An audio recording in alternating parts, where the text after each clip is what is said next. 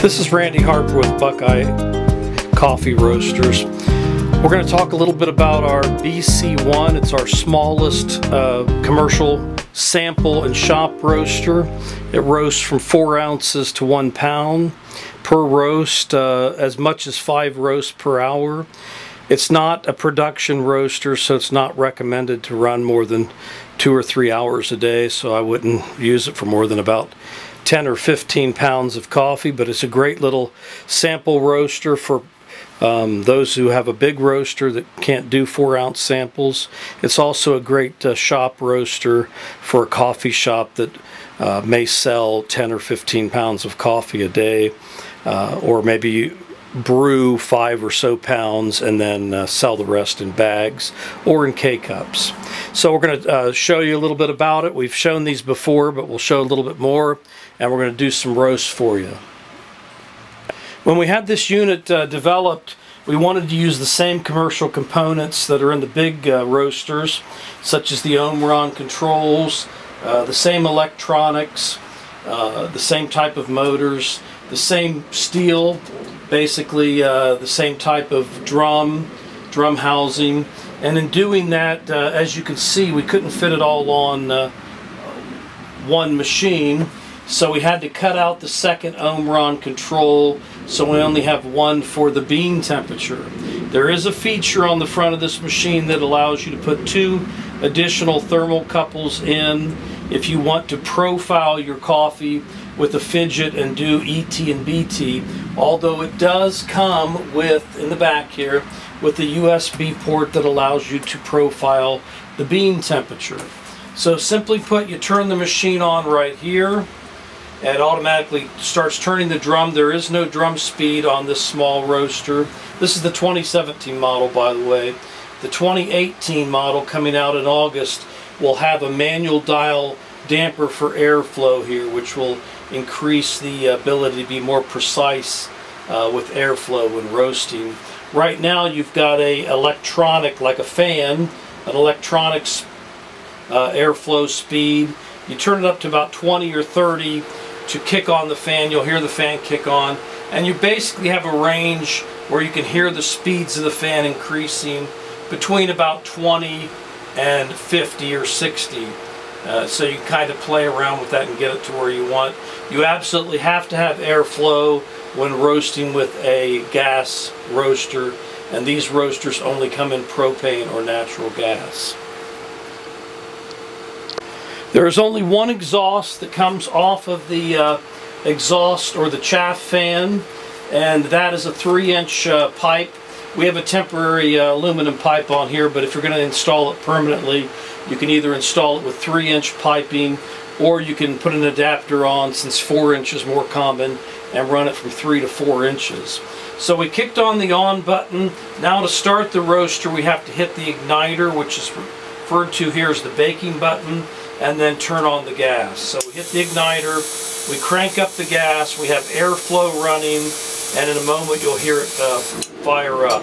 When it fires up, the light stays on the igniter or baking button, and of course you can look through the viewing window to see the flame, and there's 2 burners on there. So what we're going to do now is let it preheat, and then we'll be able to start doing a roast. Today we're going to be roasting, first of all, a sample from Bodhi Leaf, Colombian Papayan Supremo. This coffee, when you buy it by the bag, the full-size bag is a little over $3 a pound, and we're going to see how this goes. It looks like a pretty clean coffee, but we'll give it a try and see how it goes. We're also going to roast some other Colombian. I can't remember the exact name of it, but this is from Royal Coffee. We buy it by the full bag. It's I believe under $3 a pound. Very good coffee.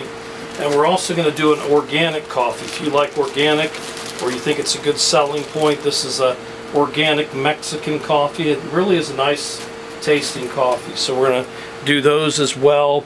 Plus we're going to be doing some special roasts for one of our potential clients, and I'll talk about that in a moment.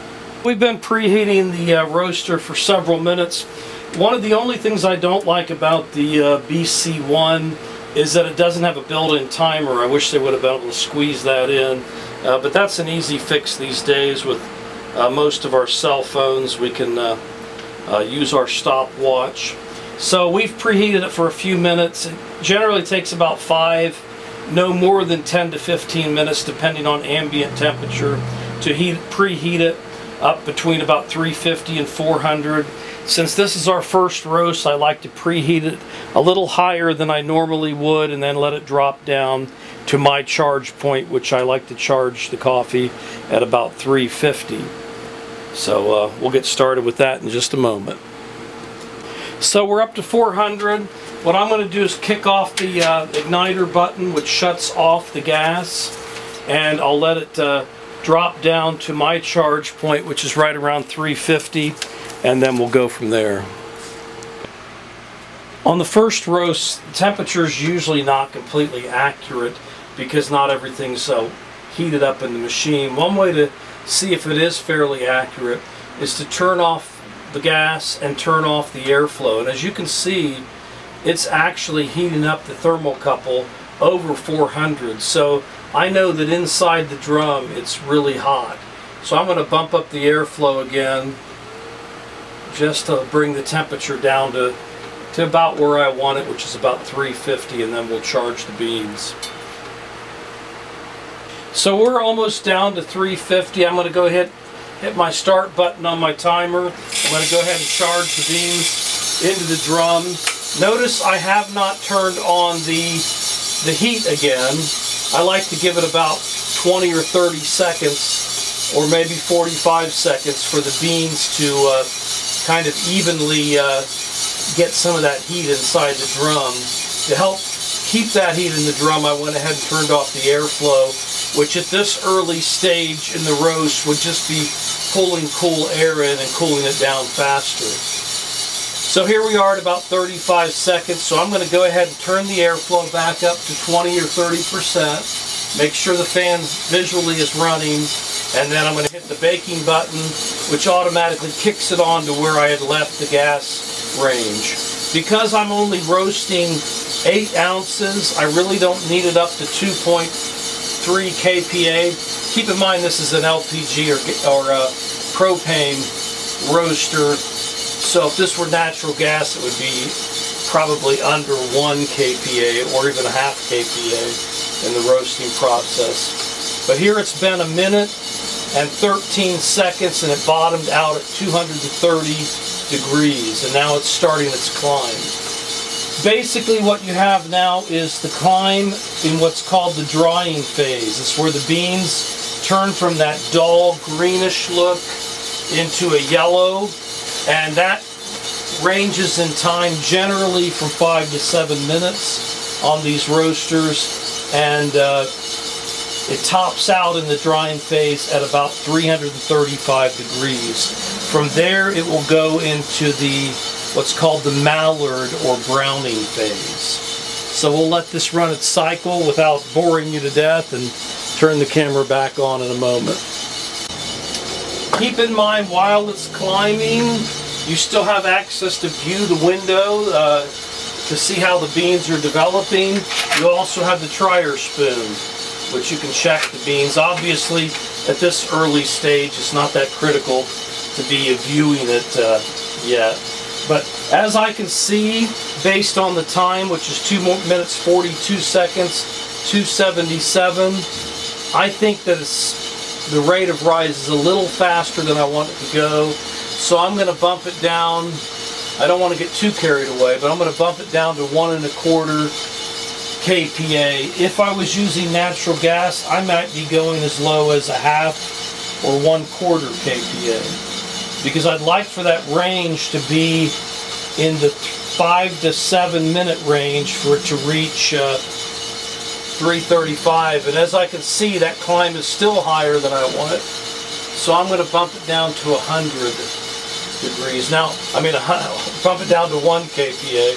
Now, if I had a full pound in there, you wouldn't see a rate of rise that fast. But because we have a 1/2 pound, 8 ounces, you're going to see a much faster rate of rise. So here we are at 3 minutes 40 seconds, 307 degrees, 1 kPa. I think I'll probably make that range of 5 minutes on the drying phase, which you may be able to tell there is the yellow and light brown in the beans. So it's doing a nice job on the drying phase. We're at 317 degrees at 4 minutes 8 seconds, and still going a little bit faster than I like, so I'm going to bump it down just a little bit more, slightly under 1 kPa. What you don't want to do is bump it down so far that the temperature of the bean starts dropping, because that's going to produce not very pleasant taste in your coffee. So here we are, almost at 5 minutes, and we're almost ending that drying phase. And as you may notice, looking at it now, if you have a good view of if the resolution on the video is good, it's starting at a nice light brown. So we're getting ready, almost ready to end the drying phase, and we're at 5 minutes 5 seconds. So here we are, just now going into what's called the Maillard Phase, which runs from 335 Fahrenheit up into first crack, which depending on coffee can be anywhere from 365 to 400. Some even go slightly above 400. In our experience, Colombian tends to go into first crack closer to 400. So I like the rate of rise we have, 5.5 minutes at 341 degrees, so I don't think I got too carried away on the turning down of the temperature, but we'll keep a close eye on that. What we want it to do is, as it goes into first crack, be able to carry its way through first crack until we stop the roast without having to bump up the temperature if we can. In fact, oftentimes people will bump down the temperature, bump up the airflow, and coast through what's called the roasting phase, which is from first crack until you drop the beans into the cooling tray. So here we are at 6 minutes 18 seconds, 349 degrees. It's a fairly good rate of rise, not super fast, and keep in mind this is the first roast, so generally speaking your first roast is not the same as second, third, fourth, and fifth. Not sure how good lighting is in here, and one of the drawbacks with the BC-1 is because it's so small, they don't have a lamp on it, whereas the other models do. The BC-2 had one added in 2017. So here we are now at 7 minutes 42 seconds, 361 degrees. As you can see, we're in a light brown. Still got a little ways to go before first crack. I'm going to bump up the airflow, and when I bump up the airflow, if I notice it picking up the speed of the roast, that's a good thing.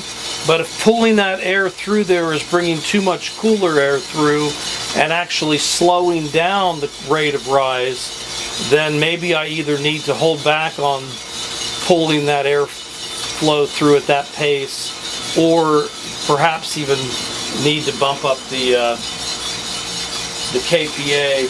I think I got a little bit too conservative, because we're at 8.5 minutes and only 368 degrees, and I cut back the gas a little too much. So I'm going to bump it back up to 1.25 kPa, because I really would like to go into first crack somewhere between that 9-minute and 10-minute mark. Your second roast may be somewhat different. You know, you might go into first crack as early as 7 minutes, depending on how much heat you give it and the rate of rise. But it's still developing nicely, but it hasn't gone into first crack. We're getting close. We're at 9 minutes 11 seconds, 374 degrees. kPa is at 1.25. The airflow is at 30%. I'm going to bump the airflow up to 40% to see if that picks up the pace. If I had a roaster that had drum speed control, which all the models except for the BC-1 have, I would bump up that drum speed at this point, as that would also help with the rate of rise. So here we are at 380 degrees, and we're at 9 minutes 45 seconds. And we're still at a fairly modest rate of rise. I kind of got a little carried away. I just heard first crack, 383 degrees, 10 minutes, and 5 seconds. You might be able to hear that. There we go. We're still not at an incredible rate of rise. It's just 386 degrees, 10 minutes, 25 seconds.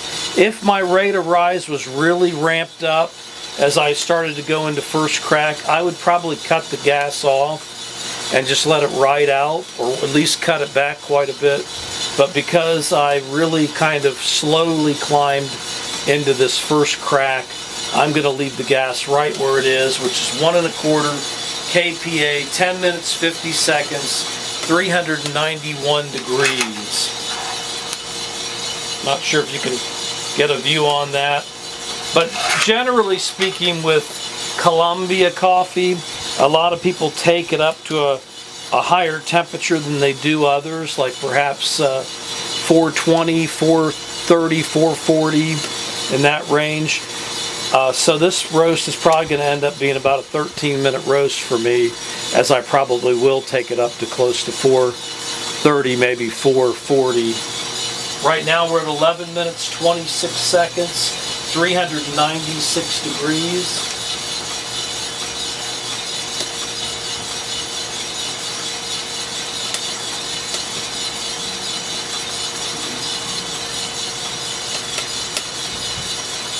You can still hear the first crack. And the beans are looking very nice. Still a ways to go.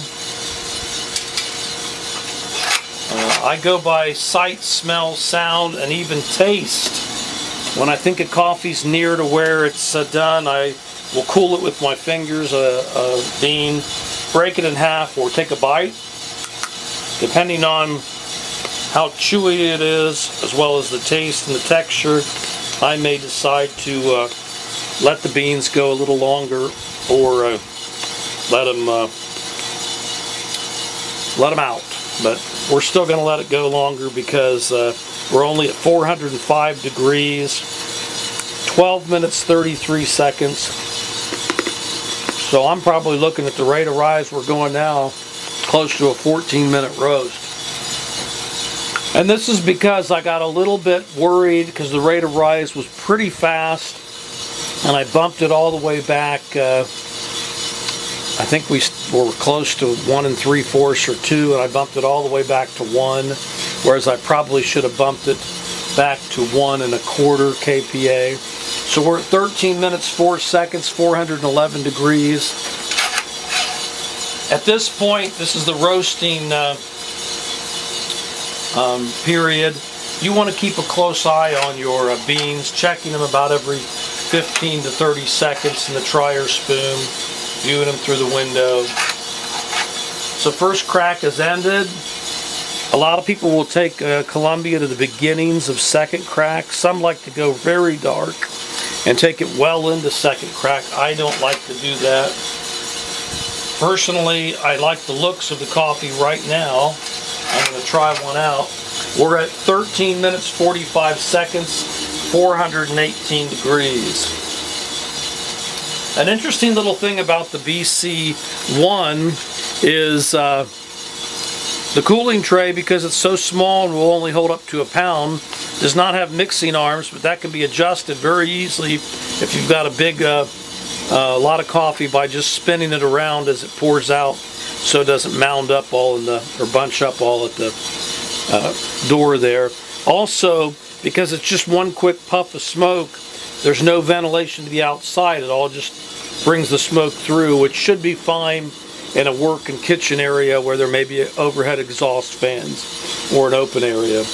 Anyway, 14.5 minutes, we're 426 degrees, and I feel the coffee's ready to let go. So 4 minutes, 40 seconds, I'm cutting off the gas, I'm turning on the cooling, and I'm going ahead and drop the beans. And I barely even need to turn it around. So now that the beans are all out, because I'm ready to charge another lot of beans, I want to close that back up to keep the heat in. Let those beans cool for a couple minutes. And what we're going to do next is another mixture of Colombia that is actually less than $3 a pound from Royal Coffee. And I'm just going to guess on 8 ounces in there. And I'm going to charge the beans. It's down to 370 degrees, so I'm going to go ahead, reset my timer, start, and then I'm going to go ahead and let the beans get going in there. And we will monitor, whoops, there's a couple stragglers. We'll monitor the progress. I've got the gas off now for 30 seconds or so, and then I'll kick it on. I won't bore you with the entire process, but we'll show you the end results when we're done. Thought I'd update you on the second roast. We're doing a Colombia that's from Royal Coffee. We went ahead and kept it at 1.5 kPa. This is propane. I think it dropped down to about 230 some degrees, and then started its climb within a minute and a half of being charged into the drum. Now we're going into the browning phase at 4 minutes and 52 seconds, which is still right along that general same time range as before, maybe a few seconds difference. So I am going to leave it at 1.5 kPa because I want to take this roast up to a higher temperature than I took the last, which was about 425 degrees, and I want to do it faster. I can't remember what the other one was, about 14 minutes. It'll be on the video. So I'm going to leave that. I still got the airflow at about 20 to 30%. I don't see the need to bump it up quite yet. As it goes into first crack, I may bump it up. There's not excessive chaff in the drum or smoke, so I don't need to bump it up for that reason. If I felt that I needed the rate of rise to climb a little faster, I may bump it up, but also you could even bump it up and cut the gas back. But I'm going to do that as it goes toward first crack, and get that timer going there.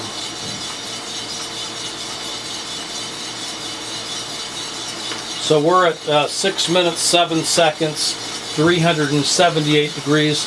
The last batch went into first crack. That was a different Colombia at about 383. We'll see how this one does. Every crop and every coffee's a little bit different. Some of them don't go into first crack until close to 400 degrees. So we're still in that Maillard phase, as we call it, until it goes into first crack. And it looks like we're going to hit it at a higher temperature. It's 390 degrees, 1.5 kPa, 6 minutes 48 seconds. There we go. First crack, 392 degrees, 6 minutes 58 seconds. So we're going right along with what I want. Right at about 7 minutes, it's going into first crack. At this point, your coffee is going through the roasting phase where it's developing. You don't want to race through that phase. Some people keep that phase going 3 minutes. Some even keep it going longer. In order to do that, since I want to bring it up to about 430, 440, I'm actually going to cut back a little bit on the gas at this point to about a little bit less than 1.25 kPa. It's almost at 8 minutes, 7 minutes 45 seconds, 406 degrees. I'm actually going to bump up the fan speed, which may increase the rate of rise. Yeah, it looks like it is. So I'm actually going to bump down the kPa to 1. and it should be able to carry it through. If the rate of rise was really fast, or if you were in a bigger roaster, you could probably cut the gas off at this point and it would carry its way up to 440 within that 2 to 3 minute span. Right now we're at 8 minutes 16 seconds, 412 degrees, kPa at 1, airflow at about 30. Let's bump up that airflow a little bit more to 40. What we want to keep a close tab on is that the rate of rise does not stall, that it doesn't begin stalling out. The beans are looking really good, but I really want to take them up a little bit darker. I do not like dark roast coffee, and most people these days don't, because basically you're just getting the same flavor, the taste of the roast. I prefer the taste of the bean, and so I like to keep it in that 420, 430 range on Columbia, maybe 440. I definitely don't want to go well into first crack. So here we are, we've slowed the rate of rise, which is allowing the subtle nuances of the coffee to be brought out, the caramelization. I really like the looks of these beans right now. The smell is very good too. I'm going to probably drop it at about 430, 435. We're at 9 minutes 35 seconds. Oh yeah, these are right where I like it practically. I'm going to let it go to 430, which should bring us up to right around 10 minutes. Now at this point, you would have another bean in the cooling tray, or I'm sorry, in the hopper, and I'm going to do Mexican. Let me get some in there, and I'm just going to guess about a half a pound. Okay, we're at 408, 429. We're going to go to 430. We're at 10 minutes 12 seconds. So I'm cutting off the gas. It's 10 minutes 17 seconds. Turn on the airflow. 430. A little bit darker than the last roast. Still a nice looking roast, not too dark. Closing up the drum door. I'm going to leave my fan on for a minute. You really don't have to let it drop down to 350, because if you got the gas off, it's not going to matter. So I'm just going to stop my timer, reset it, start, charge my half pound of Mexican, and get that process going while the cooling is going on the Columbia.